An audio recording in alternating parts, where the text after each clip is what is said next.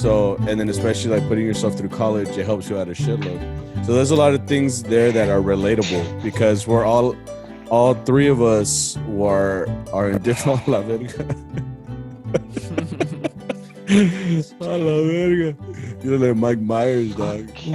You're like fucking Slender Man, bro. I'm like, the interview's going great, dog.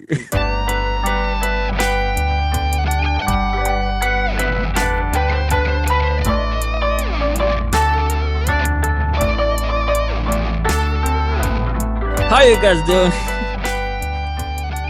Go ahead. You already started. What's up, guys? How you guys doing? This is CharroBeans podcast. Welcome back to the podcast where it's not accurate. Nothing that we say in this podcast is accurate. I like when people will tell us something and it's like actually it's this. I'm like, you don't come onto this podcast for accuracy. We don't know what we're talking about. Yeah, We've said that from the beginning. We don't know what we're talking about. We do our best. it's our opinion. It's nuestra humilde opinión. Oh, humilde opinion. Yeah. Right. So, as you guys know, we just got done with Mother's Day. Whole bunch of work coming up for us personally as we head into June and July, which is the summer months, which is when the sun comes out and is not friendly at all. So before we get into all that, you know, we're kind of heading towards that direction or whatever. I wanted you guys to get to know some more people that play along with us in the group. You guys met our boss, which we got after 500 followers. So they were here. He was here. And then the last person we had was Arturo Vargas. I said from the beginning, if there was going to be people on the pod, I wanted it to be people that have crossed our musical journey at some point, right? Like, I'm not going to get, I don't know, who's someone random? Like, no, yeah, that would just be a privilege to get him. Well, point is, I've been trying to get people that have like crossed our musical journey, you know, and at some point, you know, have gone to know both of us, not just, you know, it creates a reliability, right? Like we know this person. So today we have another special guest for you guys. Someone we've known for a while now. I've known him since A long time. 2013. I think you a little while after that, but basically the same amount of time, right? So I've actually seen him growing up in a lot of ways, not like height wise, because he was already like 8 foot tall or whatever, to me anyway.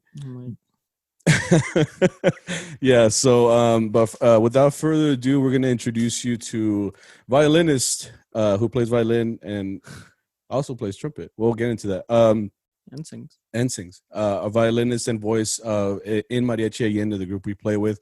His name is Luis Ramirez, aka Bollo. We know him as Bollo. Bollo. Say what's up. What's up? Oh, should we do like a clap when they show up, because there's like nothing climactic. So like, let's introduce you guys to Luis Ramirez. Ah, shit. Un aplauso. Please, again. The Wi-Fi cannot handle clapping, I think. I guess not, dude. No. Oh man, no. We're doing Wait. There we go. Gracias. This specific so Luis here, or better known as Bollo. We've always called him Bollo, but that's just or in last episode as the stupid looking 3-headed serpent thing, dragon. Excuse me? What did I say? Oh You guys yeah, were talking about my twins. oh yeah, Bollo, yeah. Bollo. I said you're the regular one, but this guy was just like, Oh yeah, you're the regular one. So anyway, yeah, right. In the last episode, forgot about that, dude. I forget what I talk about. like, in I episodes look like sometimes. a lot like you, man. Yeah. So That was crazy. when I met you, I think I don't remember. Do you remember first interactions with people? For me, it's kind of hard. Like, I just kind of like meet them in passing and I'm like, oh, okay, you're here now. I think I met Bollo at not Mother's Day. It was 12 de Mayo. Yeah, or 12 de diciembre. Excuse me, bro. 12 de Mayo. Oh, shit. Yeah, I'm combining the two. El Día de la Virgen, right? Yeah, I guess. Yeah, That's what- yeah. El 'Cause Día de la every Virgen. time I went, it was always not you. It was always someone else playing. Oh, yeah? Yeah. Oh, so shit. I only Yeah, met because I had band stuff going on Right. at that time. Right. Well, Yeah. okay. So before we get into all that, Bollo, like we said, he's played with the Mariachi Allende for a very long time, almost since its inception here in the DFW. So he has very much been a part of this group for a long time. By the time we got there, you were already a part of it. So that's kind of how we met you.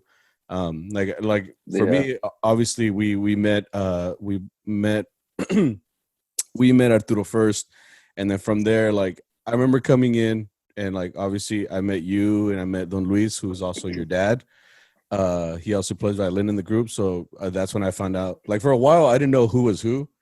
You know what I mean? I just do them as like, Yeah. that's the guy. That's the guy that drives the van. It's yeah. Go It's ahead. that unfortunate thing of when you come into a group, you're like, oh man, like who's who and Yeah. how do I talk to them and trying to create a relationship or una amistad, you Yeah, know? dude. And it can be tough because I know for me, like when I started in the group, like I was very nervous because I had only played in the group me and Victor kind of started on in.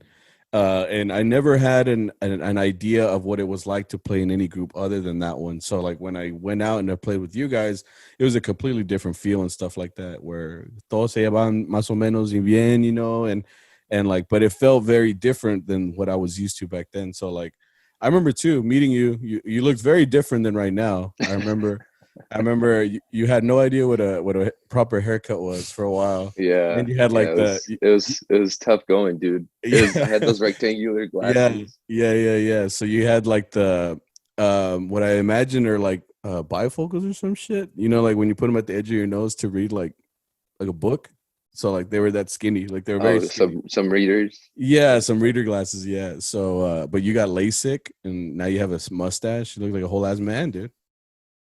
Something like that. At least I Something. try to be. He's like, "Fuck, give me cheat out of way." He's like, why couldn't tell me this more often? You Yeah, know? right. Oh man, yeah. But tell us a little about yourself. Just based on what instrument you play. You know, how long you've been playing with Mariachi Allende. Just give us a quick little backstory of yourself, I guess. Like you said from the beginning, I kind of started uh listening to I started with mariachi as the group started because I was born in 97 and the group was started in 95 or 96. I don't remember when exactly that was.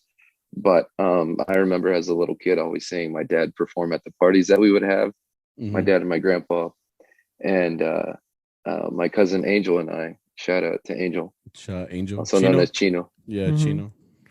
Chino. We would go out there and like play with our pretend plastic guitars.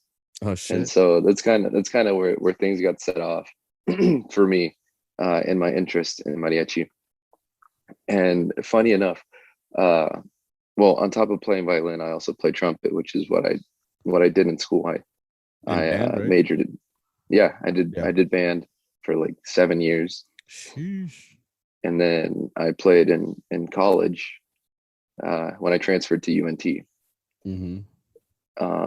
And funny enough, there's a picture of me playing my grandpa's trumpet when I was like 2 years old or something like that. Apparently, the shit. story goes, my mom was out looking for me, and my grandma lived across the street, and I ran over there. And while my grandpa was taking a shower, I pulled out his trumpet. I put the mouthpiece on it, and I started like blowing into the trumpet.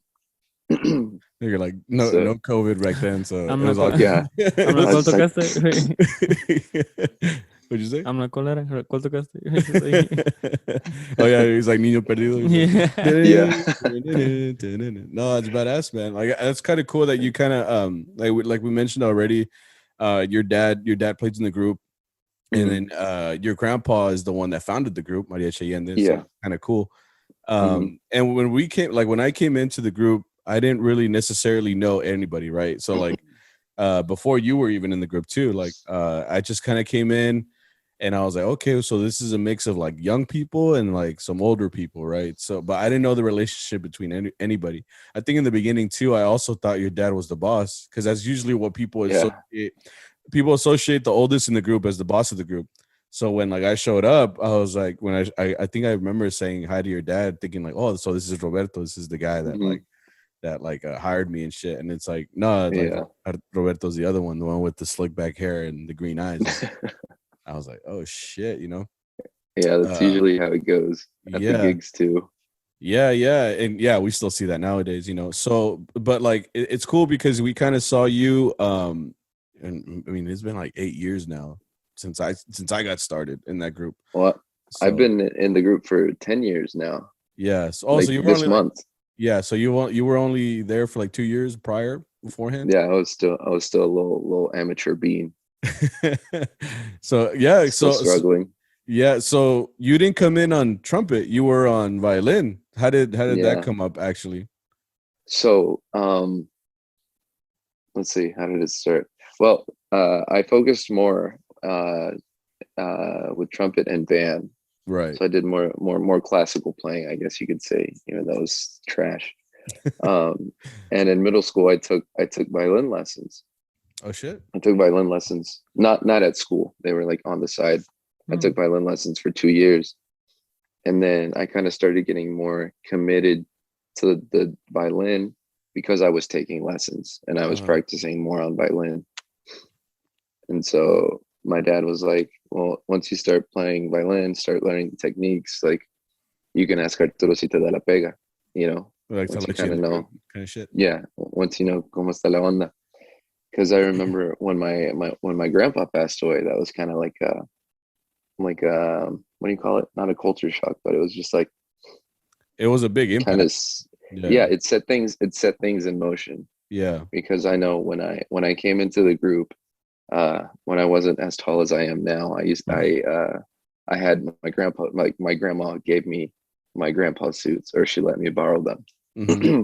So that was really cool.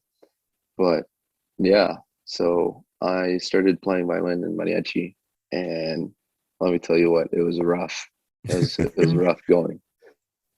It was rough because I didn't know. I knew like the intro to songs because that was what my dad would teach me. Yeah, the intros. But it was more trial by fire more than anything. Yeah, I mean, I don't know how. I mean, it's kind of cool because we every week we kind of talk about how much work we had and what the experience was then, but it takes a while to get into that like work environment, you know what I mean, where it can be like here's Corrido de los Perez, we could just like, okay, cool, sale, but it's crazy how much work it took us to just get to that point. Like, I mean, you obviously know your violin part, the trumpets know their violin part, their trumpet part, we know the armonia to it, but it takes a while to get up to that point to just be like, here's a song, you know what I mean? Because I mean, well, more than anything, it's just more repetitiveness because we play the same songs. If you think about it, like we play the same songs, same 20, 30 songs, most of the time. And so it was just a matter of doing that over and over and over and over and over because no one was really teaching me. I was like teaching myself in a way. And it was a struggle, dude. I could tell. I'm like, I can tell. No, it's good. No, but yeah, man, it's crazy to think about it just to get it to that point. Like me, obviously, I went through all my own journey to get this good at vihuela. Same thing with you, to get good at harp and good at guitarrón. It takes a lot to get there. So it's crazy to see, every week we talk about like, oh yeah, like we had like 5 hours, but it takes a lot of work to get up to that point to be able to work 5 hours. Like, how many times did we play? We were talking about this the other day. I told you that back then we had like a 3-hour gig in the past group, and we're like, shit, like I don't know if we know 3 hours, and we didn't because we were just repeating shit. So it can get rough for sure, Well, one advantage that you guys had over me is the fact that you kind of did mariachi in middle school and in high school. Right. I went in raw. Because we didn't have a mariachi program in my school. All we had was band. Yeah. So why didn't you go the trumpet route then, like to play in the mariachi? That's a good question. I asked myself that. I asked myself that too. Yeah. It's funny because like when I came in the group, it's your dad and you. I think it was only you guys. No, I think Chino was. It was Chino. Yeah, it was all three of you guys, right? But then they eventually got out, right? But I mean, for a while too, when I would come back into the group, it was just you and your dad for the longest. And it took me a while to figure out the relationship with everybody. I was like, oh, he's his son. I was like, oh, because I mean, you can't just be like, hey, so that's your dad. Like if you don't know them yet, you know what I mean? Yeah. I can't be like, okay, so he's your dad, he's your cousin, this and that. So I had to figure that all out in the background, just kind of like Domingue. I was like, so how is Domingue related to everybody? He's like, oh, he's not. I'm like, oh, okay. Yeah, Okay. Yeah, it for the was, longest, I thought Paco was related Yeah, to and you then guys, and I then was like, Paco was in the group. We were like, yeah, because there was so many family members in the mariachi yeah, group. you You Right. just can't help but assume. Yeah. Yeah. right. And y'all were all. I mean, you're not that dark, but everybody else has got like some color to them. So I'm like, they all look similar. You know what I mean? They all got like a dang, that's super racist, right? But I'm like, no, they look like they'd be related, but apparently not everybody was. But we figured it out eventually, right? But let's take it back a little bit. So when you started playing there. What was the experience like? Kind of like you said, man, you're just repeating songs over and over again. Like, so you kind of you went through those phases of like, I'm fucking trash, and I gotta like, learn these songs. Like, what was your process there? Like, did you really practice, or was it just kind of like every gig, just trying to soak up as much knowledge as you can? It was, so at the beginning, it was just trying to soak up as much as I could. Right. And eventually that caught up to me because there was a point where I kind of got complacent was where I was at. And then ironically enough, Arturo fired me. He was like, dude, bro, hey, no le estás echando ganas, and like no estás bailando, no parece que estás like, that's what you told me. like Really? you're not in it. Yeah, you're not really into this. Yeah. So what happened there? You were just like, no, pues ni modo. What'd you do there? Just cry for a little bit? I was just like, okay. I mean, how old were you at this point? You were probably like, I was like a year and a half, maybe into working. Oh shit. Maybe a year. Yeah. Yeah, maybe a year. And so that kind of set. I mean, it made me upset at first because I felt like I was actually trying, you know. Mm-hmm. Like, I'll show him. But yeah, no. And I mean, now that I look back on it, it's like, yeah, I wasn't really like. I mean, I was into it, but it didn't. I guess I didn't show it. Yeah. In my progress. Right. So, the first month I was like, you know what? I'm just gonna sit here and rebel because he doesn't know what he's missing out on. That's what I was thinking, right? Like that was my like little 16-year-old way of thinking. Exactly. You were like, I'm gonna paint my nails black, new highlights in your hair. You know, like how girls when they do a breakup, they like go to the transformation. That was you, man. So it was like, nah. Yeah, like you said, he's like, he doesn't know what he's missing out on. Yeah. Yeah. Okay. Yeah, it was like that. But then, I thought about it and I was like, you know what, he's right. So then I started practicing more. Yeah. And unfortunately I guess he kind of noticed that. And later on he was like, all right, man, well, here's your spot back. Yeah. He's like, not so bad. Yeah.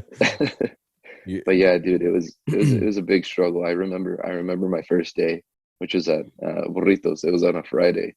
On the planta. Oh, and that's going back to, so when you started, y'all were still playing at Burros. So like, I've seen old videos too on YouTube. Like, how different it looked. Dude, it was just like I watch those and I'm like, dang, that was really me. There's one that sticks in my mind. It's the one that it's like Mariachi Allende, where there's a bunch of typos. Oh it's yeah. Right. We're playing for a santo or whatever, and I'm like like all hunched over, like feet together, like yeah, dude. And you had before you had the skinny glasses, you had some other glasses too. Yeah, like I said, I had like my hair, dude. It was so bad. It was so bad. It's kind of cool though, because then you get to see like a bit of a glow up. You know what I mean? Because like I don't know about all that, but because like we've got some videos of Victor back then too, dude. Where he's agreeing, like, yeah, they're rough. I'm like, I know what I'm about. Like, No, it's funny, man. Yeah, I know exactly what you're talking about. I mean, tell us about your first day. How was that? Like when they brought you out, you still remember? Yeah, I remember that day. I remember specifically we played Siete when I was like, what? Like what? What is that? What is this? Yeah. and then I tried playing along, and then it was rough, dude. There was a point where I just faked it Oh yeah, because I didn't know what was going on. There was just yeah, like the middle part, the little violin solely, yeah, yeah. Mm. and yeah, it was rough. Who were you And then playing I with at the remember, time?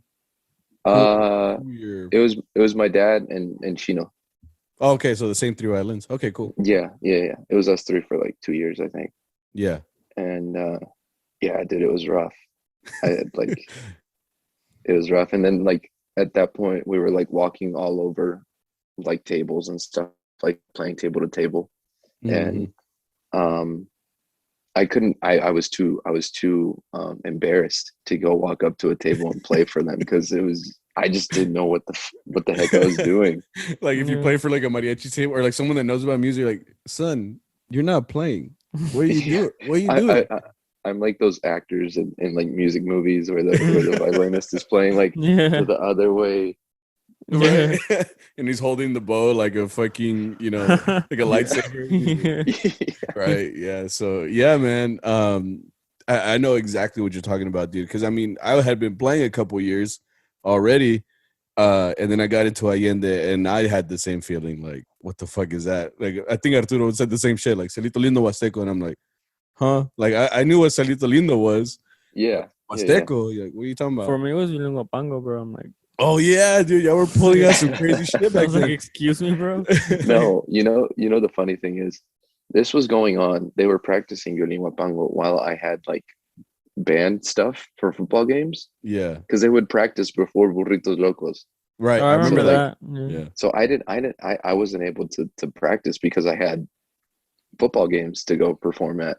right. So like I had to learn it on the spot like that. I don't know how I did it, but I did, and it was bad, but I did it. At least he admits it. He's like, I knew it was trash, but I did it. I did the best I could with the time that I had. Right. Because I couldn't practice my own because at the time I was playing football and I was Yeah. doing band, so like I had 2-a-days for both of those things, so Yeah. I couldn't really practice mariachi on the side. It was just like on the spot learning. Yeah, true. And yeah, I And would go hard with. I remember, like, I mean, that same the rep. It was like Violín Huapango. One time we played like I think Granada, and mind you, yeah, I wasn't the greatest guitarrón player back then. I still not, But I'm like, I remember he like called out all these songs that I had heard once, like on my iPad of like, or my iPod of like 2,000 songs. It just happened to skim across it. Like Atrapados en los Clásicos. I remember y'all played that Oh, shit yeah. too, and I was like, I'm like, I bro. remember we played Violin Pango, and then I guess the song that I couldn't play shit. So I remember like Adrian was like, "Give me that shit." We're like, I was just watching like, no. It's like, I think I straight up told him like, bro, I don't know the solo. Like, can we just, keep it going? Just Yeah. fucking run Yeah, it. that's what I think I think I remember that. Yeah, I was just like, We were playing inside, right? I think so, dude. I think we played. I played it like twice with you guys, and to this day, I still don't know that solo. But it's because I'm not a guitarrón player, I don't know that song. Yeah, so it's like I don't know. Sorry, baby. Like, get you one. I was like, I'm the best you got. All right, Pretty much. look at me. Look at you. Look at me. This is what you got. Yeah. So I'm just like, if we would have learned that rep now, then Mhm. be like, okay, I wouldn't have sounded as shitty. That's shitty. Mm. I mean, you were a couple years into playing violin too, so just going right into that, I would think it's a little tough. Yeah, dude, it was tough. And then going back to the being at football games, I remember Yeah. when I first started, I kind of going through the summer, I kind of learned the rep a little bit. But Fridays, like not working on Fridays, was very detrimental to my muscle memory Right. because I just couldn't remember the songs on Saturdays. I remember the first couple of years it was like that, but then like it would come on a Saturday and I'd be like, okay, I kind of remember how this goes, and Right. that was just how it went along. I was Mhm. like, okay, now I'm comfortable with these songs. Right. And that's a good topic because if you think about it, you said it yourself. We kind of had an advantage because we were in mariachi all through middle school, so we were familiarized, obviously, with some music, and we've been playing our instrument for a while. As opposed to where you were in a mariachi family, you grew up with the mariachi family. You wanted to go, and eventually you ended up with Allende, which is like your family's group, really. Um, but you didn't have that advantage of being in class, getting those repetitions there. Yeah. Plus, you were playing completely different music, which is band. So you are in the same boat as a lot of people do. I've met a lot of people that are on that same thing. Like, oh, I did choir, or I did orchestra, I did band, and then there's such a difference musically between those genres. You know what I mean? So for you to come in like that, it can be like a big cultural shock, like, musically. How do you feel about that, going from genre to genre?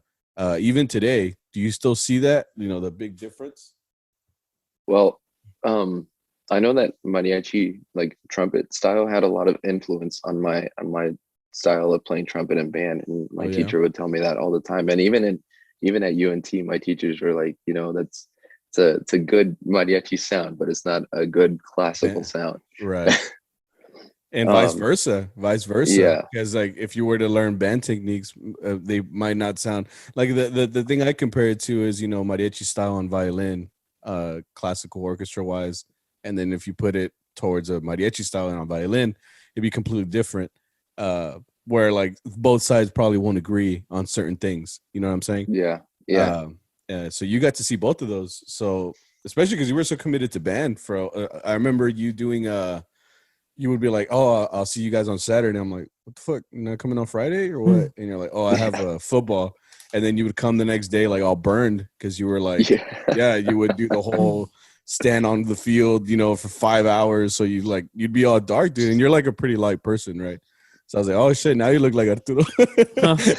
You didn't know, I see the resemblance. It's like, I see the resemblance now. You know what I mean? Going from band to mariachi, it's I remember you doing that for a very long time. I mean, you said it yourself, 7 years of band. 7 years of band. Like yeah. And then what is it, like 4 years? Mm-hmm. Like university, at the university level. Right. Oh shit. That was not including college? University? Yeah. No, it was 7 years of grade school and 4 years of university. Oh damn. Congrats. That's a lot. Yeah, but I was like I said before, I wasn't as committed to playing trumpet in high school as I was in university. Right. The university level. You really liked band. I really enjoyed band. Because you stuck to it even though you were doing mariachi. Because I gave up sports. Like I was doing soccer and cross country, and I was like, I can't do this at the same time, so I quit that. Oh yeah, to balance. You did have to balance it at some point. You know what I mean? Well, I mean, the thing is, I went to a smaller school, so it was like it was easier to balance because you had a bunch of people that did athletics and band. Right. So it's easier to manage because they work with each other. The coaches work with the band directors compared to, I don't know, like a 5A school like what you guys went to. Right. Where it's like it's either this or this. Dang. So it was a little bit easier to manage. Okay, Bollo. So as you know, you just recently graduated. You graduated from UNT. Congratulations. Congratulations. Oh, thank you. Right. So you also it took you, well, how long did it take you to graduate from it took me a whole 6 years. But you got your bachelor's, right? Yep. Yeah. No, I mean, that's an accomplishment in itself because in reality, I met a lot of people who, went to school for a while or still going to school. There's a lot of different pathways into getting your bachelor's just in general, especially with music. I know sometimes with music, it can take a while too because you guys take so many music classes and it's like, damn, like how much more music do you want to learn, but that's wild for sure. But that wasn't your career path starting out. So no. Tell us about what you did right after high school. What was your plan coming out of high school? So after high school, I was still kind of trying to figure out what I wanted to do. Yeah. I was like, I want to go where the money is. Yeah. So I was like, you know what? I'm going to be a pharmacist. So I went to school. You went to drugs? He was trying to do drugs 24/7. Well, I mean, I deliver drugs now. Yeah, actually. For a pharmacy. For a pharmacy, everybody. He's not the plug. He's not the plug unless you ask nicely. But you got some Xannies? Right. Actually, yes. He's like, low key hit me up. Okay, so you're right. So I remember you were on that path. I remember you were taking classes at what was your college name again? I always forget.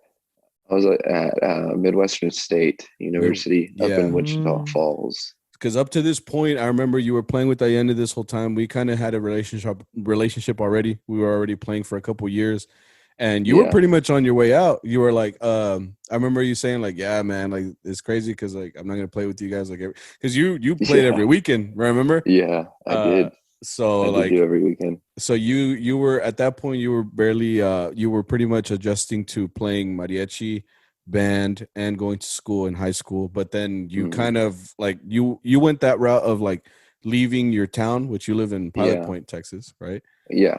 And I wanted to leave. It's and I think I needed it too, because it was I got to see and experience a lot of new things and meet new people that I never thought I expected that I would meet. Yeah. So yeah, my freshman year, I majored in biochemistry, and I was like, as soon as the semester started, I was like, this was a mistake. I remember you being stressed the fuck out. Like you would come back to gig every once in a while. Yeah. And you would be like, yeah, I have like a D right now in whatever the fuck science. And I was like, damn, like, you sure you want to do drugs, dude? Like you sure?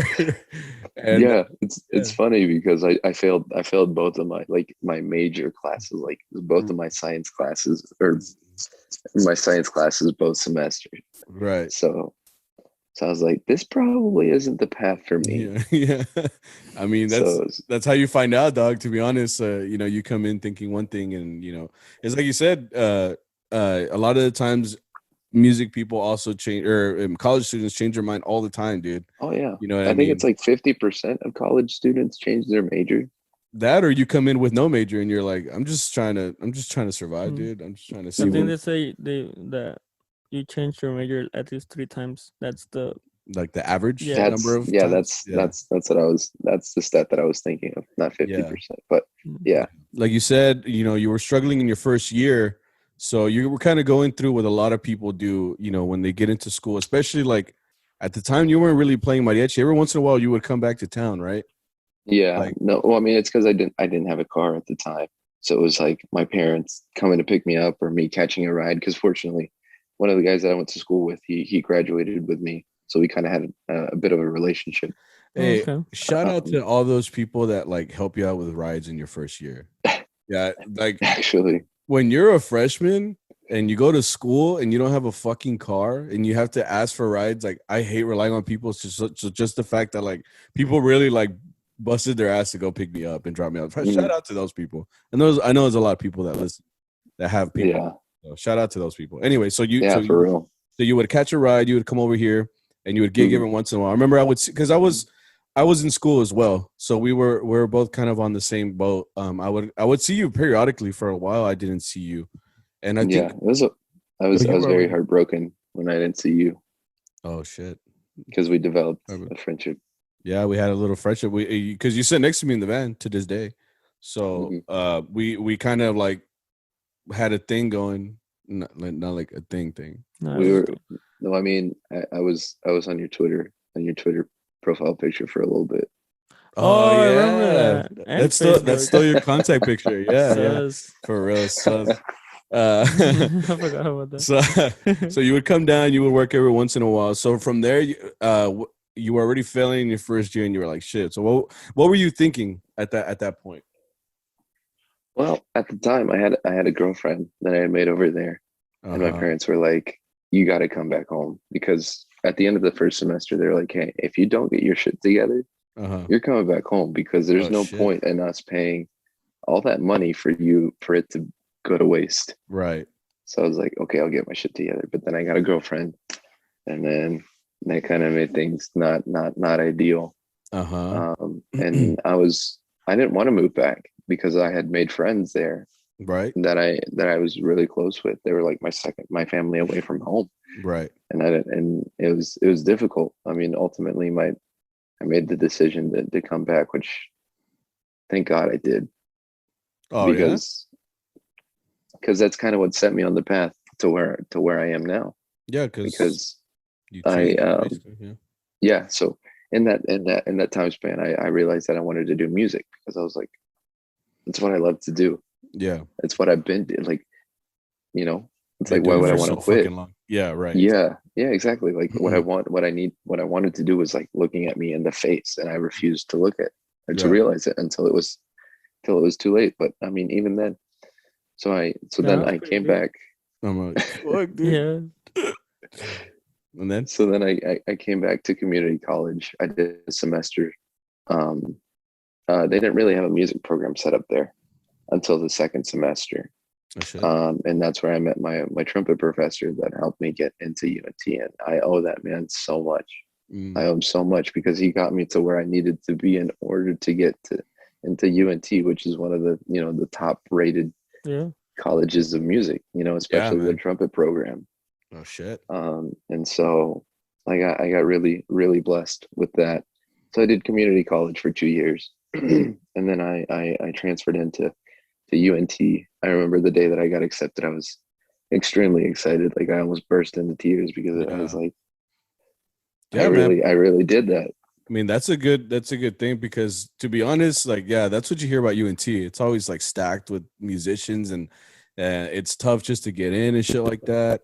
I know for a fact I was intimidated just to like do music because of shit like that, where like I'm like, you think you're a good musician until you're around other musicians and you're like, fuck, I ain't shit, you know what I mean? So man, that's devastating. Well, one thing that my dad always taught me was to be humble and stay humble, because like there's always going to be better players than you. You just got it's the fact that you got to accept. You just got to do you. And stay true to yourself. And I think there was like a meme that was like no matter how good you think you are at something, there's always like a little Asian kid that's better than you. I'm sure there's anything you do, like you ain't shit, bro. I'm letting you know right now, you ain't shit.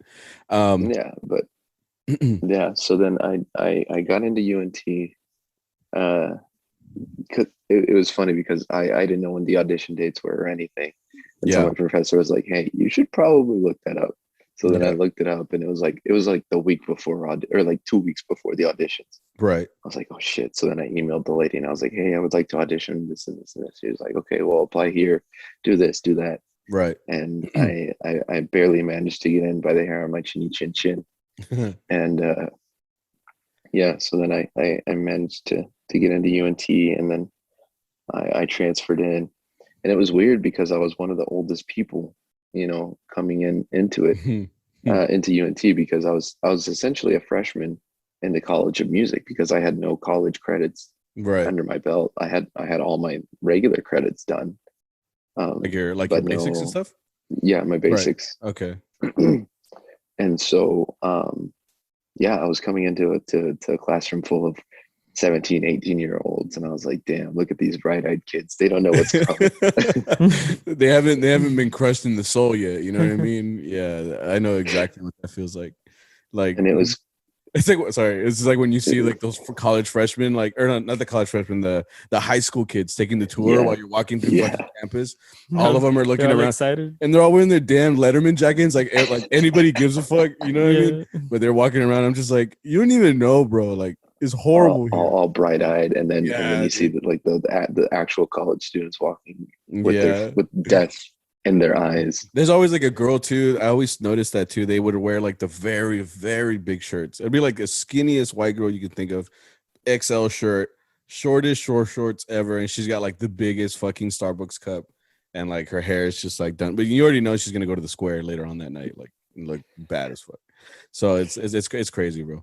College is a crazy place, to be honest. Yeah, and it was crazy to see, like, okay, so the first day we had like, I don't know, 20, 23, 24 students in the classroom, right?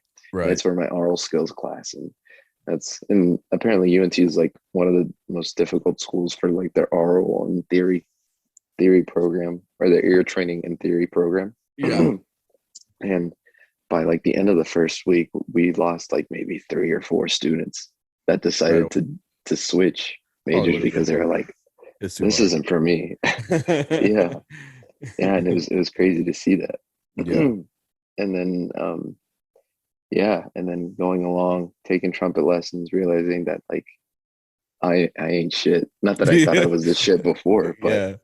it's just like it really put me in my place. And Yeah, seeing the I kind of, musicianship. Yeah. yeah, no, and it kind of made me dedicate myself to I guess mastering um my, or what is it? Yeah, or honing in on my skills On and your getting skills. better at trumpet. Right. And I did a lot of practicing. Mm-hmm. At my time at UNT, Right. especially my first year, because I was like, damn, like all these people are this, like there's freshmen that are like this good, and I'm like, Yeah. fuck. Yeah, man. But then I Kids was that are like, you know, committed. Yeah. it's like these kids come from like badass band programs, or like they have to take lessons and stuff like that. And Yeah. I only took 3 semesters of like actual lessons. So it's like Yeah. I'm at a severe disadvantage, Yeah. but still, I was like, I still made it here. You know, I'm Yeah. still here. True. I'm thriving as best as I can. Right. Exactly. I mean, think about it like this. I mean, you got into the school, you did your best going in, and you end up graduating, which is great.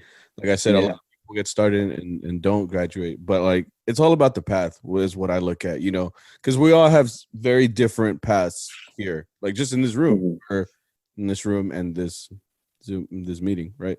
So like you graduated in 6 years. I did the very traditional 4 years of college. Like I came in as a freshman, graduated in 4, and Victor still in school as well, and you did the whole changing majors as well. So I mean, as mariachi musicians, we've all like experienced upper level school, I guess, differently, right? I met you guys, or I met you in high school, and I met him leaving high school, you know what I mean? And we all at the same time were playing mariachi during this time. So like in my way, I was gigging every once in a while, over there in San Marcos, like an hour or 2 here, just to kind of get like $100 if I could, like a week, just to feed myself. Because like over there, like I'm living by myself, right? Like, so I have an apartment, or I had a dorm or whatever, but like you really are surviving off of yourself. So same thing with you. I mean, you were always in this area, so you were constantly gigging, right? I think you were in another group back then, right? Back then, so you were constantly gigging, making money. At the same time, you were going to school. Bollo too. Once you came back in this area, you've pretty much been gigging this whole time, right? And Yeah. Think about it like this. So, like, have you ever worked like an actual job, like job before? Not until last year. Oh yeah, so you started working, yeah, but Yeah. before Yeah. that, Yeah. I had just done mariachi, yeah, and it was crazy to think about, because like you have all these high school students that work at Sonic, or work at the local grocery right, store, right, or out here in the country, hay bales and stuff like yeah. that, like Which we're not 3 in putting the anybody, morning. we're not putting you guys down. It's just like we look at that like, man, y'all be working hard because like, I Mhm. mean, we work hard too as mariachis, but like an hour of mariachi, translate to so and so money, whereas Yeah. you would make the same working, maybe 3 The whole days, I guess. week. Yeah, or a whole week, Yeah. like at a supermarket for 8 hours at a time. You know what I mean? Yeah. So I feel like as college students, especially, you gotta find you have to find some way to survive. Like if not, like I mean, obviously, not all of us are like privileged. Some people like really have their parents are just like, "Hey, dad, like your lawyer dad," and just be like, "Hey, dad, like I need 1,000 for the week. I'm trying to get some keggers this weekend, and 5 Sig is coming in town, and so like you could just call them up, but." We kind of survive on our own as college students. When you really get down to it, like we're really just trying to figure out how to maintain ourselves. You know what I mean? Mhm. Because nobody else is going to do it at that point. You know what I mean? So, Yeah. but we Yeah. all had very It different was experiences. it was tough, man. Especially, and I felt really bad for my parents my freshman year, because they were like investing so much money in me, and Right. I mean, essentially letting them down.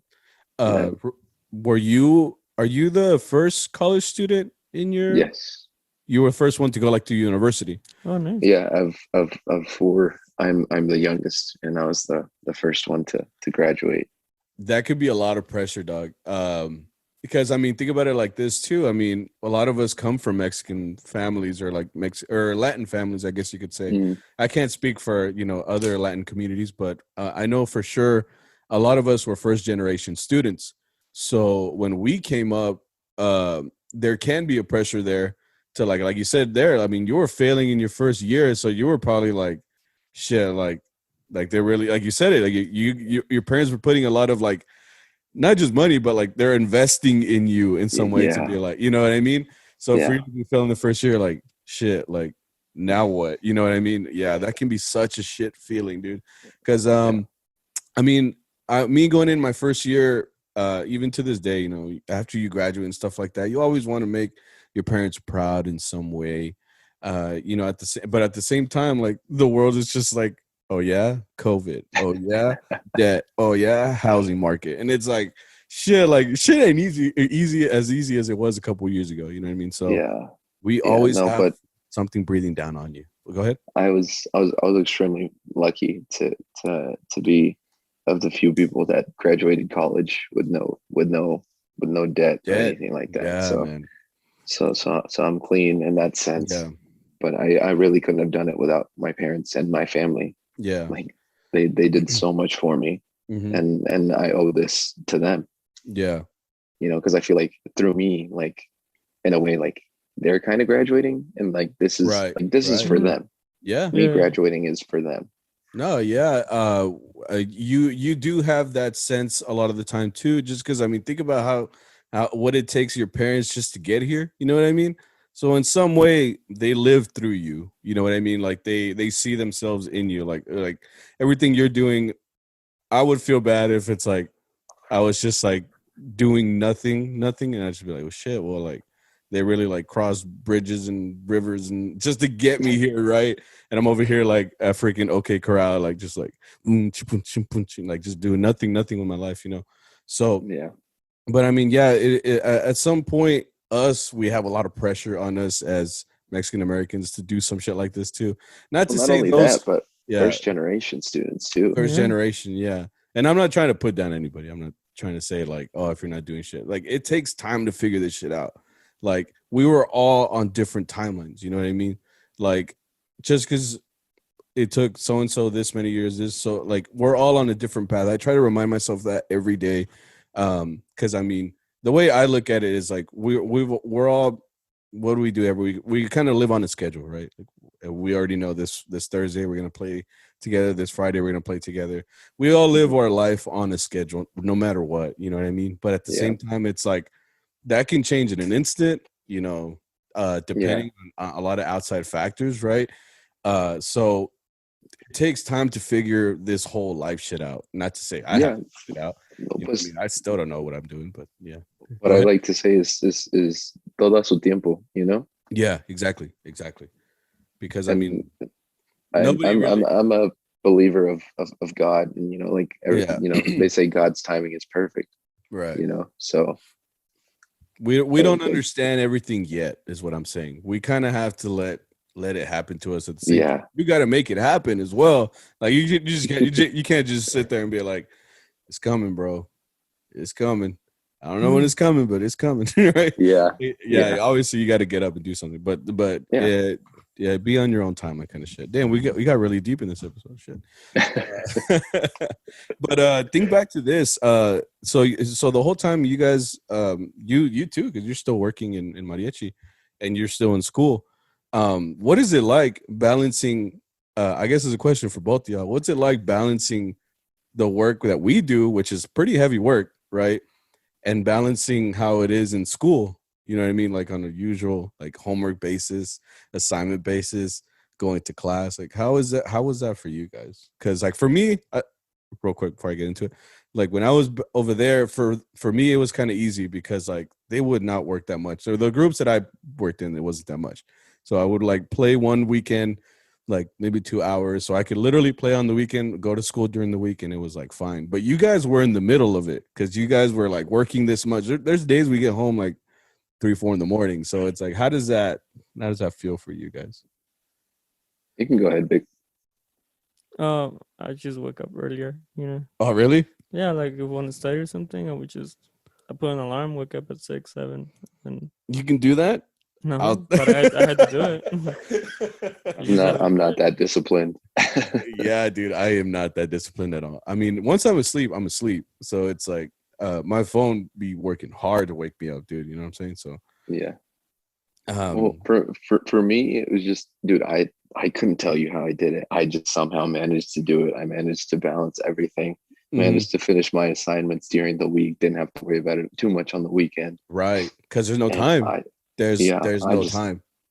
I couldn't tell you. Like that's what I was thinking about. Like, I don't know, a year or two ago. It's like, how do I manage to work a gig on the weekends and go to school and during the week? Because I was thinking about this too. It's like, did you ever have those times where, like, you know, when you forget an assignment and you're like, fuck, was that due like today? And then, like, how do you do that when you're in a mariachi? Because, like, what if you're gigging? You just fucking fail the assignment? I mean, just call it work. I've done that. Like, sometimes you don't forget, or you just don't have time, you know? Yeah. Or you're like, I'm gonna get home earlier. I know for me, I was not the greatest student. I'll just be straight up with that. I was never, like, you know how they have like the brochures of college and they have like the students in the front, they're always happy. They have the fucking book, they have the backpack, you know. That was not me. Like, I was not the model student, you know what I mean? So, like, for me, I can think back to times where I'd be like at a gig or a performance or something, I'd be like, dude, straight up, I forgot that I had to read, or I had to do this assignment or this and that. And I was like, shit, well, ni modo. You know what I mean? Like, what are you going to do? Leave in the middle of the gig? Or, like, you know what I mean? So thinking back, I'm like, you know, it is a hard thing, especially someone like me. I've never been diagnosed with anything, but I'm sure I have like something where, what's the thing where it makes you forget shit? Amnesia? Dementia? I don't know. I have some form of something, because I just be forgetting shit, you know. So I'll just be Alzheimer's. Like, maybe you just don't sleep enough. Maybe I don't sleep enough. Maybe diet. No, it can't be diet, because I've been eating good. Need to get you some Prevagen. Huh? Some Prevagen. What's that? It's a memory enhancement drug. Medicine. Oh, I forgot you do drugs. I mean, you deliver drugs. My bad. Right. So, but yeah, I know for a fact though, for sure, like, it is hard to. And I mean, think about it like this: as a mariachi, you have to commit a lot of time to playing this music. Already, in general, us today, we have no Saturdays off. Like, no matter what, like, you can take it off, but like, we're still gonna work. It's not like at another job, like, oh, can you get someone to cover? You know.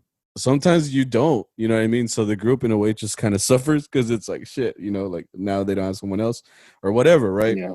But it's hard to, now we're all adults now, right? We all met each other as teenagers, I guess, or young adults, I guess you could say.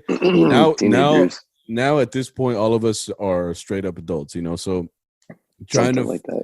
Something, right? Legally, we are adults, right? So the way I look at it, you still have to do that balance overall, just with your life. It's like you said it, you know. We're all in different stages right now. I know you guys have girlfriends, right? I'm married, right? So I'm on a completely different level than you guys. Like, I see my wife every day. She's probably here right now. Like, they better hurry the fuck up. No, but in general, like, we as adults still have to find a way to balance all of this stuff out. You're still doing school. You just recently graduated, so now you have to find the balance of finding a job, obviously, right? Yeah. I'm kind of on the boat of, I have a job, right, and I have to commit to that, but at the same time, I still want to do mariachi, right? Like, I still have the want. I think we've talked about it on here, but we still have the want to play, right? So we still have that motivation to keep going. And for me as a mariachi, it's always been like, the day that I don't want to play anymore, like, that'll be the day I stop, just because I don't want to play anymore. But I still don't have that feeling just yet, you know what I mean? So I still have to find that balance in your life as of now. Like I said, Saturdays, no. Right, Fridays right now, as far as we've been playing burros, is also a no. You know what I mean?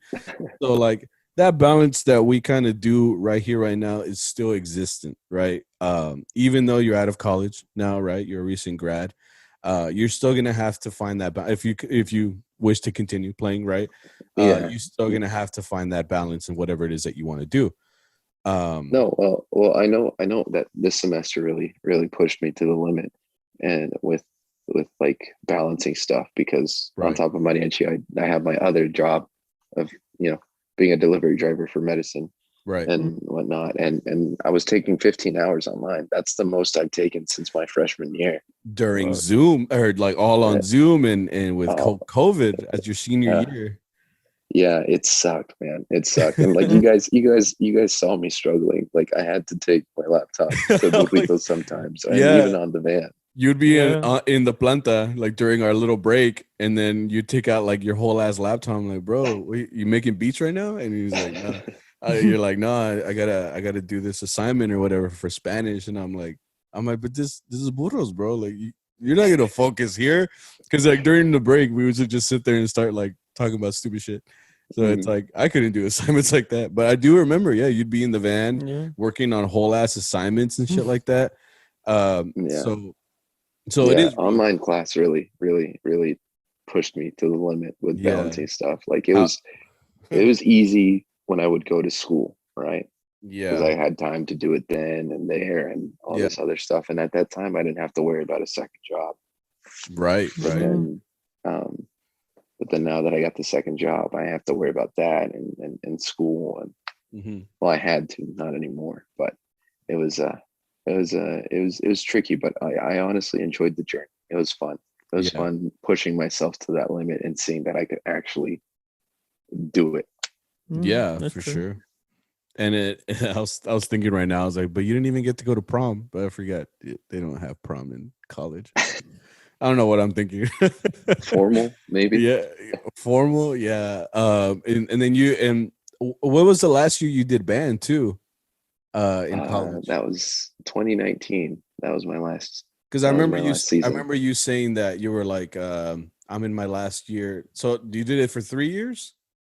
So at UNT, I did it for 2 years. 2 years. That was because I had to.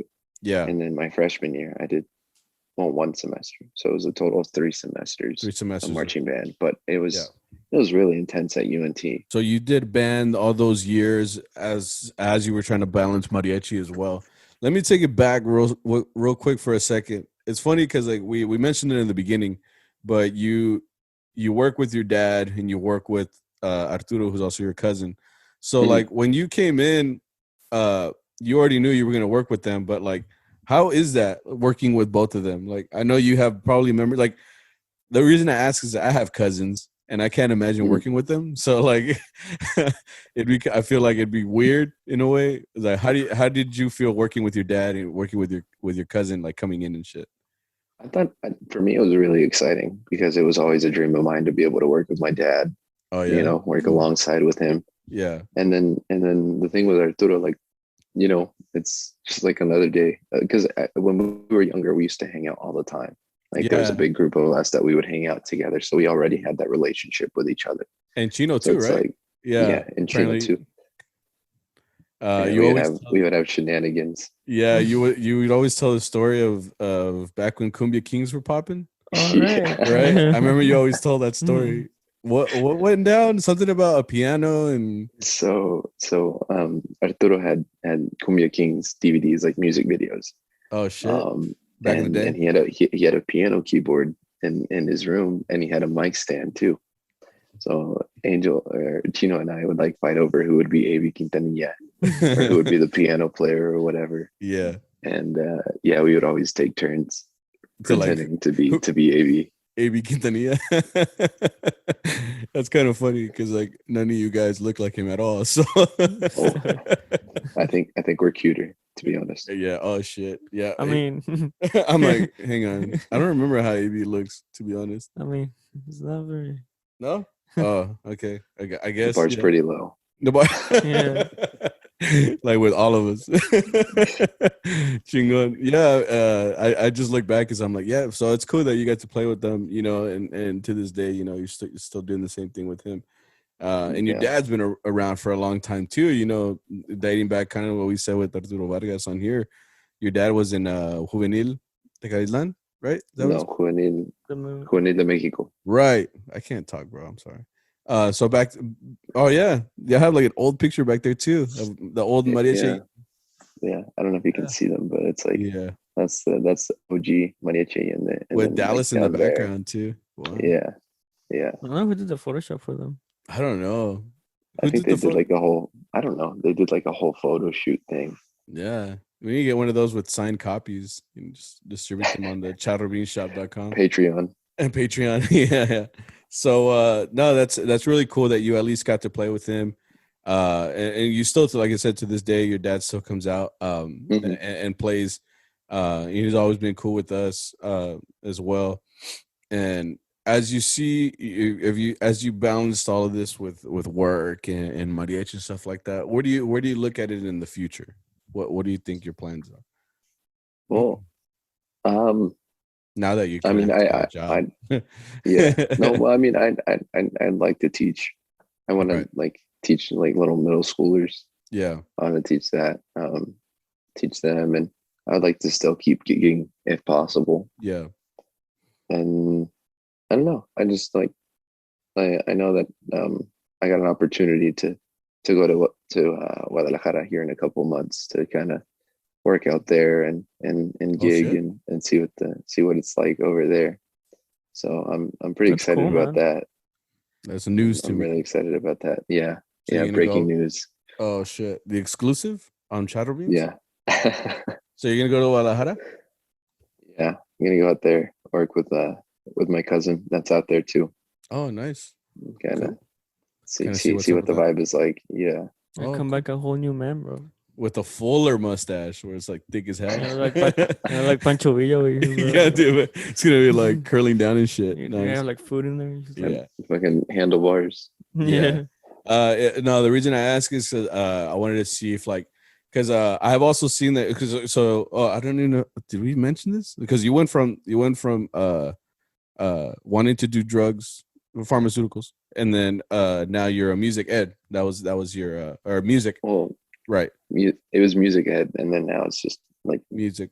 BA in music. But your goal is to teach in school, right? Yes. So that's it's your outlook. The reason I ask is there are people too that I've seen, you know, they get into teaching and they just stop playing completely. Not that that's bad, right? I've seen people that they're like, you know, I can't take the schedule or I'd rather focus on, you know, only being in school and stuff like that. And not to say one is, you know, bad or one's good or whatever.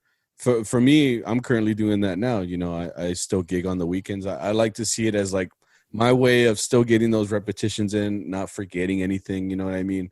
Obviously in school, you're still teaching and you're trying to mold young children's minds into, you know, or at least get them interested to keep going. You know what I mean? Yeah. That's exactly. Really your goal. But I feel like with mariachi, it's the kind of music where if you wanted to, you could take a break, but you could also come back, or you could just never stop. You know, that's up to the person that's playing it. And not to mention the money's not bad either, you know, but you know, it's a lot of work, but at the same time, it's kind of what got us through doing music. Got us through college really in reality. Yeah. Because I'm very fortunate too that, you know, you kind of mentioned it too, you know, I never had to work like in a restaurant or at Walmart or a supermarket or something like that. And I'm really fortunate. I feel like we're all fortunate that we got to use something that at least we like, you know what I mean? We could have come in with the intentions of like, oh, this makes hella money. And I'm just going to come in and like half-ass it because I know I'm going to get like a good ass paycheck at the end. But that's, I think if you look at it like that, you're not gonna do it properly. You know what I mean? Because you just don't care. Yeah, I mean, it doesn't even feel like a job. Yeah, kind of going. Yeah, exactly. It feels like more of just a hobby. You know? Right. Yeah, and that's really what it is. I mean, we're playing music together. We get paid for it. So yeah, right. So I mean, we come out of there, you know, with a sense of like we had a good time, you know, and then we played together as a group, and then you know you come home and you're like, oh, nice. Now I have like some extra spending cash. Or like, especially like back then, you were probably trying to pay for school, trying to pay for meals, you know, on the go. Well, I mean, like the prime example for me is my dad, because when we moved here, we had nothing, right? Right. And he only like nomás se dedicaba al mariachi. And that's yeah. literally what he built his house with. But just working mariachi like 6 days a week. Right. So yeah, that's like. And I would think, and sorry, I was gonna say like, and that's like what your dad has done his whole life, right? Like he's not. I mean, how old is your dad? He's not super old, is he? He's 60. Like, he's gonna be 62. Right. So he's 62 years old, and I'm assuming he started playing when he was probably around your age. When he, I think he was 12 or 13 when he started. Oh, there you go. So that's what I'm saying. Like your dad, not to say he couldn't do anything else, but he chose not to. You know what I mean? He chose that he liked this music. He liked how he could, like you said, he got here. There was nothing here for him and what he did, what he could do, which is what? Play music, which is what he had been doing this whole time in Mexico. You know what I mean? So in a way, he passed it down to you as well, because I mean, I know you have 3 other siblings. I don't think they play, do they? No. They do their own thing. Yeah, so and they're all into different things, right? I mean, I think your brother did like floors, right? And your sister does something else. Your other sister does something else. So, you know, not to say that every single one of your kids is going to play music. Now, I hope one day when I have kids, you know, they would like it as much as I do, but that's not guaranteed. Yeah, that's not guaranteed. You know, they could be really into Yu-Gi-Oh! And they could just be a Pokemon master or whatever, and I'd be like, that's cool, son. You know, that's cool for you. You know, but at the same time, you know, your dad in some way brought you here, had you here, and then you know passed down that same traditions to you. You know, that I think you're very fortunate in that fact, especially because like we've mentioned it on here. None of us are really mariachis. I mean, you're the first one. I was the first one. Yeah. No. Well, I mean, I have like my family's surrounded by mariachi musicians. By like music. Yeah. Like my dad, my grandpa on my dad's side, and then like in case some of y'all didn't know, my uncle is Arturo Vargas. So like as he mentioned, like a bunch of my uncles and grandparents and stuff like that and cousins were like mariachi musicians. So it's like it's in my blood. Yeah, exactly. Yeah. So, I mean, in a way, you're very fortunate in the fact that you get to do this thing that you actually like. You know what I mean? You've dedicated now like over a decade to playing this music, also with your dad in the group and stuff like that. So I think in reality, you're doing something that at least you like. And we're very fortunate, you know, that we still get to do this as of right now, every weekend. This Thursday, actually. Come out to the planta. enjoy some flauta. Enjoy some bomb ass flautas. Bollo, you want to do Charro chat with us? I think it'd be cool to have you out here. This would be a dream come true. Okay. Yeah, let's get into Charro chat, real quick one with special guest Luis, aka Bollo. So, aka El Amor de Mi Vida. Oh yeah. If you guys didn't know, if you go back, what episode was that? That was like very early on. He was El Amor de Mi Vida. He got rejected. You should do it now that you got like a mustache and the fade and you should do what? Oh yeah, you can't. Never mind. Just kidding. Just kidding. Don't do it. It's like the monkey emoji. Yeah. Right. Okay, so let's see what questions we got out here. Oh, where are they? Oh, okay, here we got two questions.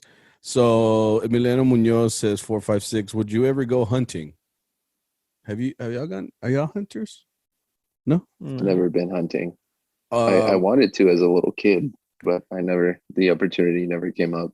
You wanted to kill animals as a kid? Bro, we eat animals. Yeah. No, dude, it's because I think back to when I was a kid, and to this day, I don't know where my dad took me, but he went with his friends somewhere. It was like a factory, and they had like, bro, I shit you not, like if PETA would have showed up, like, I don't know. Oh, I'm guessing it was like a meat packing place or somewhere, but they had like pigs and chickens, and they would just fucking rip, bro, all of them. And I was a little kid. Traumatized me. I went to the car and I cried, bro. It was the saddest thing ever, bro. Like, I swear to God. All I remember is I went back into the car and I was just crying, and I was just like, that really like traumatized the shit out of me. Because I know at Walmart it's already packaged, right? So you don't see it like actually happening. It's just like, here's the steak, Here's the chicken. Here's the whatever, right? And you just buy it, and then you go on your way and you just make badass like food. But like actually seeing, it's like where ignorance is bliss. Yeah, we're just like, oh yeah, this doesn't happen at all. It already comes in steaks. It's like, no, it was a whole ass cow, dude. Like, so that shit fucking scared me. So I don't know if I'd go hunting unless we actually eat it, and we'd have to use all the parts. I'd be like, we can't just leave the bones, bro. Like those Indian Native Americans. Yeah, they were like that. They had like on the pictures of the tribes, you can see like a whole buffalo, which is like like the whole thing. Out. Yeah, exactly. We'd have to use all of it, bro. Otherwise, I'd just be like, fuck, man, Fuck. But yeah, that's me with hunting. I would go, but we'd have to eat it after. All of it. Even though isn't that the point? Yeah, but a lot of people just there's like big game. Yeah, there's big game hunting where they just want the elephant's head, and it's like, oh man, there's nothing interesting about hunting, to be honest. Yeah, like nothing. Shooting something is, I guess it's fun for people, but like, if you like shooting something, just shoot a can, like you have to kill something just because then it's like fucking killing Bambi. Everybody cried in the beginning of that movie, and it's like, you want to do that, bro? Like that's not good, That cabrón. Anyway, next question. A new follower. She is a girl. She says La Niña y su violín. She says, have you ever or someone ever encountered someone being racist? She said, saludos. I can think back to, if it's like mariachi related, I can think back to being in high school, and we were like in junior year, and we were like at UIL, which was like I think we were doing like a performance for like some judges or something. And I remember like, obviously everything's been centered around like orchestra and band, and mariachi is finally getting some sort of relevance in that UIL aspect and stuff. And I remember everybody, I think like what's the attire for band and stuff in orchestra? Like just all black. Tuxedos. Right. Black. Right. So like you can imagine us at Northside walking in with trajes and sombrero and everything. So while we were walking towards our performance, I remember there was a bunch of like they were mostly white schools, right? So they all looked over at us like arriba, and they started doing this shit, and I'm like, bro, it's so what? cringy. I hated that because it was like, dude, like, not to say he was racist, but it's like, dude, like, you didn't have to do that. You don't see me coming around here. Like, I don't know what white people do. Yeehaw. I don't fucking know. Like, not all of them dress like cowboys. Like, not all of us dress like this all the time, So like, I didn't do anything then because we were young, we're just trying to go to our performance, and it's like all these dudes are like 6 foot tall too. All they do is drink milk and eat cornbread, I guess. But point is, like, yeah, they have all this like meat on them, and like my ancestors come from like small people, so we're like very short. Except for you guys. You guys are all like 6 foot tall. I hate you. I'm 5'11". Still, say you're 6 foot. I didn't make the cut. I'm not gonna lie to myself. I know what I am. But yeah, how about you guys? Any in mariachi? I have not. You haven't encountered? I have. Or cringy stuff like that? I have had people think that I'm white. Oh, so it's like reverse racism? I guess. They're like, oh, how you doing, young sir? Because I've seen people like, dude, that's so cool, like an American being a mariachi, Oh, yeah? I'm like, You're like, it is. I show him like the little birthmark I have. Like, you've been marked? The marked ones? Yeah. Oh, shit. What's your boy? No, in mariachi, no. But there's this funny story that I like to tell. So I'll make it quick. So my family and I, we were at a Pizza Hut. We were having lunch, and I had to walk outside because I forgot my phone in the car. Yeah. And it's in this town. Well, you guys know it as Whitesboro, right? It's called Whitesboro for a reason. Oh, it's called Whitesboro for a reason. Oh, dang! I would know because, anyways, it's full. It's like full of white people and stuff like that. So, anyways, I was walking out to my car. There was this truck full of yee-yees, and they scream at me. They're like, "Go back to your country, you stupid Arab!" And I'm like,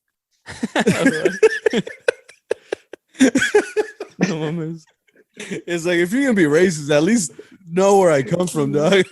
I'm like, am I that dark? It's probably when you were doing band. You probably had a little color. Oh, maybe. it was summertime, so yeah, but yeah. It was funny. I was just like, I didn't really think much of it. I just thought it was hilarious. You expect like the first half, like it's like they got it in the first half. Not gonna lie. Yeah, they got us in the first half. You just like, hey, wait a minute. Oh, you think I'm Arab? Oh, well, all right, I guess. I mean, that's still bad, Yeah, it's still bad. Yeah, no one just. Yeah, it was dumb. But in order to deal with those, what I have always said is just like, just ignore them. Fucking people that are just misinformed or just don't, just don't.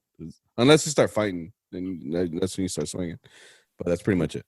Okay, so let's do a quick little charro confession. One person told. So this person says, first time I helped this group, and the Caiman tried to pay me $25, saying it's regular pay. $25. Well, that's how much I used to get paid when I started. Well, you were. Yeah. Well, apparently you were trash at the time. Arturo, and I was like, yeah. Oh, was this Arturo? Or was this Bollo? He sent it in like, fuck. Well, I would assume it's because you were young at the time. I don't know. Yeah. But if you're helping out a group and they say that's the regular pay, that's a shit group. That's different. That's different. Yeah. Yeah. I mean, back then too. I mean, what were you buying back then? Probably like a chips and Powerade. Stupid stuff, dude. I was spending money on stupid stuff. I was buying like $80 pairs of jeans. Oh really? Yeah, dude. I had my brand name jeans and shoes and stuff like that, and I was simping really hard, more than I usually do. Oh shit! So you were like, oh, I have this money now, so I can buy like the good shit. Yeah. Chingon. Because it was what was trendy at the time. At the time, like, yeah. Dang, you should wear some of those. Next time we see they don't fit me anymore. You're right. Yeah, I got fat. My freshman 15 came a little late, but yeah, it came. You guys, every time you guys say you guys are fat, I hate you guys because it's like my whole ass cheek is more than you guys. You wish. I don't wish. That's the point. It's because like there's different kinds of fat. You know, like you can look skinny, but like you have like me, I have a belly, right? So like, I think that's more frame. Like it's just it's all good, bro. All it means is that you're a little bit softer to the touch. All it means is that no te falta comida, you know. Yeah, it means you be eating good out here. That's all it means. And then whoever you're with, they're gonna be eating good too, you know. So what is there to complain about? You're not wrong. Wrong. Yeah. So she does like to eat. Exactly. So it's all good, baby. You know what I'm saying? Yeah,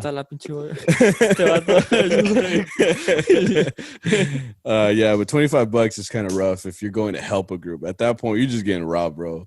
You gotta honestly.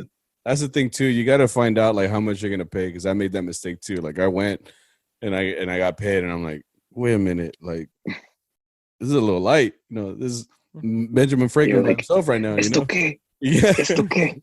What is this? You know, so I would say suggest find out how much you're gonna get paid first. Don't just agree to the gig, especially if it's like a far gig and you drove a shitload to get there, and then you know they give you $30. You just spent that on the drive. So it's like find out what you're getting yourself into. Nowadays, gas. Yeah, gas is going up. I'm like, so stop, bro. Those little gigs to go to, they're not as worth it anymore, you know, with gas. So yeah. So I think we can finally say that this episode is over. Right? It was quite the journey. It was quite the journey. We moved locations several times just to get it up into this, to get this episode finished. So I hope that you guys have listened this far. I hope I wasn't too boring. Worth it. So I hope that you guys enjoyed that episode. This is Luis, better known as Bollo. Anything you want to say before we let you go, Bollo? Thanks for having me on. Yeah. Thanks for the opportunity to share some of my stories and right. What I've been through and some experiences, and good luck out there to all of the future generations of mariachis, and you know, yeah, good luck out there. It's enjoy the ride. Enjoy the ride, especially if you're getting started, man, because this is what you should remember in the beginning, because like, for me it's a little fuzzy, but it's good to remember the beginning. Always the beginning. It's fun to reflect. It's fun to look back on where you started. Like I look at the old videos. Like we mentioned at the beginning of the episode, I look at old videos and I'm like, damn, I've changed. It's like I told you, man. Like we went through a lot just to get to the point of someone asking, like, "Oh, do y'all know this song?" "Oh yeah, we know it." You know what I mean? Like it takes so much work and there's so much backstory just to play that one song. So it's good to explore that, where we all got started. So I feel like this is a good little thing. Yeah. You got anything you want to say, Vic? I'm good. Good? I mean, thank you for accepting. Boyo. Oh yeah, thank you for coming on, Boyo. We appreciate you. Oh, another clap. Cool. Appreciate you coming out. We will see you guys next week. Make sure you follow, like, subscribe, and all that good stuff. Please share the podcast. Share it with your friend. Share it with Boyo. Tag him. I don't know. Do what you got to do. We'll see you guys next week. We appreciate you. Boyo, we'll see you. Everybody. Yeah. Go home. Go home finally. Oh yeah, boys. Arturo's allá, vete acá. Hey, we'll see you, man. We'll see you. Hey, good night, boys. Later, bro. Did it catch you? Huh? Oh, are we still recording? Oh yeah. What's that?